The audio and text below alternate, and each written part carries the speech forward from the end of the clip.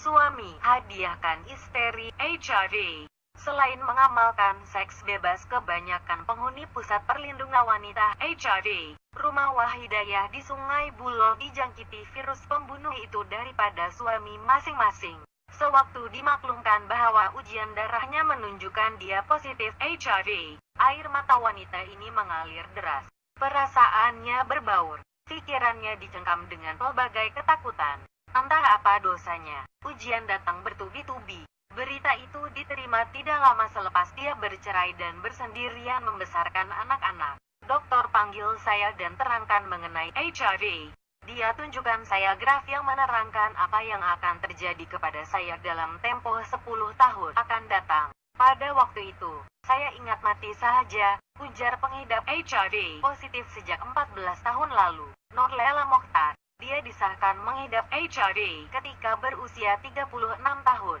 Nurlela memilih untuk mengunci mulut daripada berkongsi musibah tersebut dengan ahli keluarga yang lain sementara dia masih sehat. Tiada tanda-tanda virus pencetus sindrom kurang daya tahan melawan penyakit AIDS itu sedang memamat tubuhnya.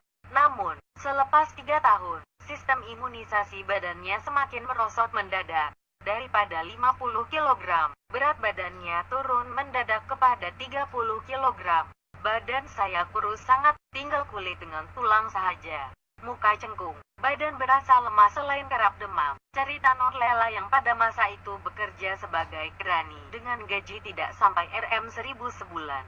Dokter menyarankan dia supaya mula mengambil obat bagi mengetalkan sistem imunisasinya. Tetapi saya tiada duit untuk beli obat tersebut sebab harganya mahal, yaitu antara Rp700 hingga Rp1.000 sebulan. Duit yang ada cuma cukup untuk perbelanjaan anak-anak, katanya. Pada tahun 2005, Nurlela yang menetap di Dato Keramat, Kuala Lumpur terlantar selama 3 bulan di pusat perubatan Universiti Malaya selepas dia diserang batuk kering. Sejak itulah, anak-anaknya tahu yang ibu mereka berdepan penyakit yang tiada penawarnya. Mujurlah semua ahli keluarga dapat menerimanya. Rumah perlindungan. Malah, anak sulung perempuannya sanggup menangguhkan pengajian demi menjaga Nurlela di hospital. Masa itu terdetik dalam hati saya. Mungkin sudah tiba waktunya ramalan dokter 3 tahun lalu menjadi kenyataan. Saya berdoa kepada Allah, kalau dia nak ambil nyawa saya, tunggulah sehingga anak-anak saya besar dan boleh berdikari dulu. Cerita Nurlela. Selepas pulih, bekas graduan Universiti Teknologi Maradungun, Terengganu itu banyak menyertai aktiviti sukarelawan melibatkan insan yang senasib dengannya. Memikirkan stigma dan diskriminasi masyarakat terhadap pengidap HIV, wanita ini kemudian menubuhkan sebuah pusat perlindungan wanita HIV, terletak di penghujung Jalan Haji Baie, di Kampung Paya Jaras Hulu, Sungai Buloh, Selangor. Tersergam sebuah rumah lot berpagar. Disinilah kami tinggal menjalani kehidupan seharian, ujar Nurlela, 50. Kelas harian, diberi nama sebagai Rumah Wahidayah, pusat perlindungan yang terletak di kawasan tanah seluas kira-kira 0,4 hektar itu, diusahakan sepenuhnya oleh Persatuan Wahidayah Malaysia, Pewahim yang diterajui oleh Nurlela. Biarpun baru beroperasi sejak Desember tahun lalu, usaha Pewahim untuk membantu golongan wanita dijangkiti HIV sudah bermula sejak awal tahun 2012. Pada waktu itu, pusat perlindungan tersebut menggunakan sebuah rumah teres 2 tingkat yang disewa di Bandar Baru, Sungai Buloh. Tujuan rumah ini ialah untuk menyediakan penempatan asas yang selamat bagi wanita dan juga kanak-kanak yang terjejas oleh epidemik HIV. Di sini kami berikan mereka perkhidmatan kesehatan, keperluan asas dan sokongan moral untuk mereka bangkit meneruskan kehidupan, ujar Nurlela yang pernah berkhidmat untuk Majelis AIDS Malaysia (MAC). Menurut Nurlela, penghuni Rumah Wahidayah memiliki jadwal harian yang perlu diikuti.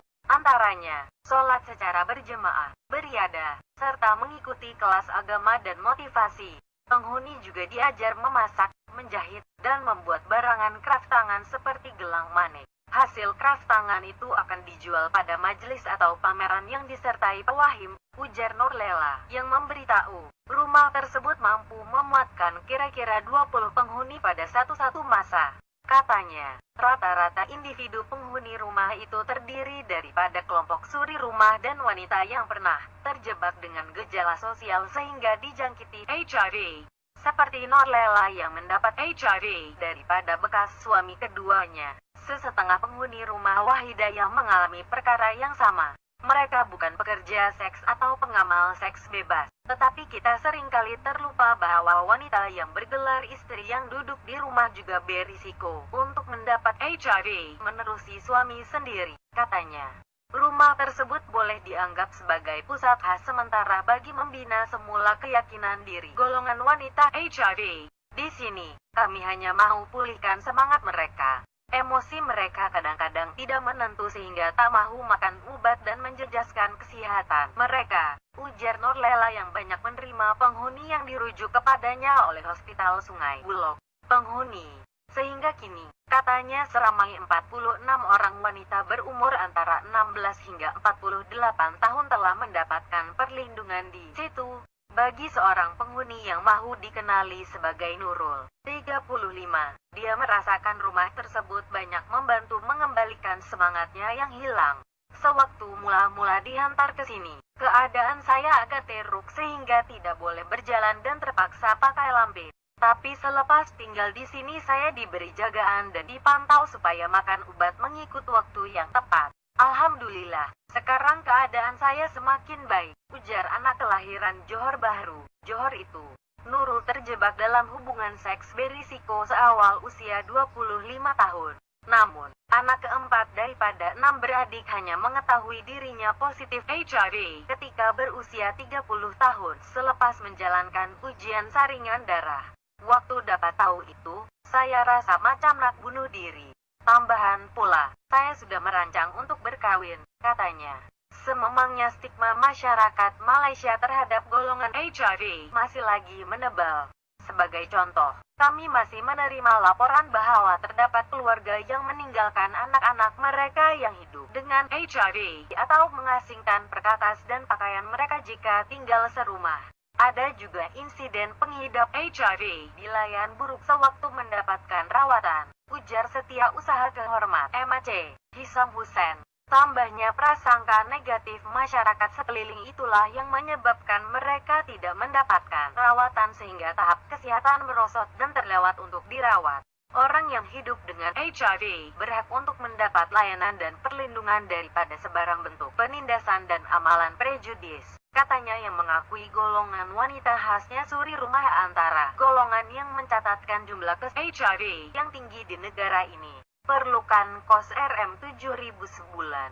Sewaktu mula-mula mengendalikan rumah Wahidayah, Norlela hanya menggunakan duit simpanannya sendiri.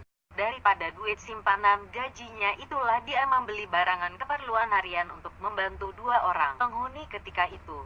Namun, hasrat murni Norlela kemudian mendapat perhatian beberapa badan termasuk Majelis AIDS Malaysia dan Majelis Agama Islam Selangor. Sumbangan yang diberikan itu dalam bentuk keuangan dan juga khidmat guru mengajar, ujar Norlela. Sungguh pun begitu, Norlela mengakui, beliau perlu bijak menguruskan aspek keuangan karena rumah tersebut bergantung sepenuhnya kepada hasil dana dan sumbangan orang ramai. Sebanyak kira-kira Rm7.000 sebulan diperlukan.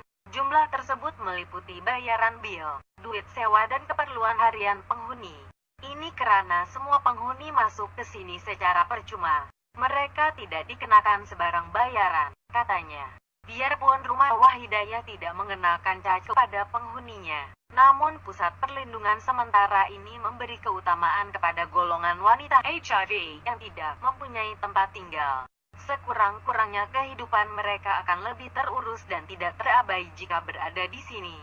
Mereka akan dibawa mendapatkan rawatan di hospital mengikut jadwal yang ditetapkan, ujar Norlela.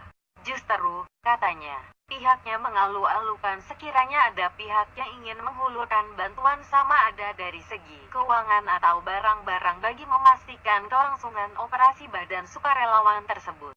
Sumbangan boleh dibuat menerusi cek atas nama Persatuan Wahidayah Malaysia atau menerusi akaun Maybank 562740121438.